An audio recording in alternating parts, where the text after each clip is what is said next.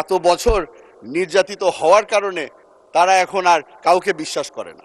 বেশ লম্বা জার্নি ছিল আয়নাঘর থেকে এই সংসদ পর্যন্ত। আয়নাঘরে অনেক বছর ছিলেন, আমিও সেই একই আয়নাঘরে 7 মাস হয়ে এসেছি। আমরা একটা জিনিস নোটিস করছি, সেটা হচ্ছে এই সংসদের মধ্যে একটা ট্রাস্টের ল্যাকিং চলে এসেছে।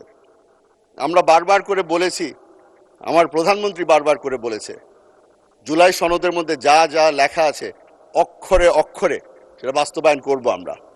তবে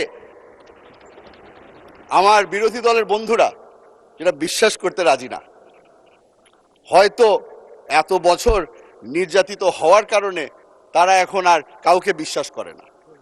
তবে আমি বলে রাখি, আপনারা যেভাবে করে 17 বছর নির্যাতিত হয়েছিলেন, আমরা এখানে যারা উপস্থিত আছি আমরা সকলেই নির্যাতিত হয়েছিলাম।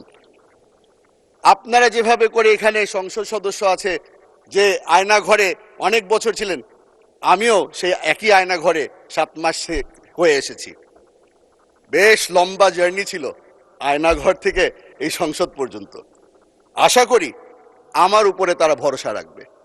আশা করি যারা যারা এখানে নির্যাতিত, যারা এখনো এই গুমের শিকার, যারা এখনো প্রিয়জনকে ফিরে পায়নি, তাদের উপরে ওনারা ভরসা রাখবেন।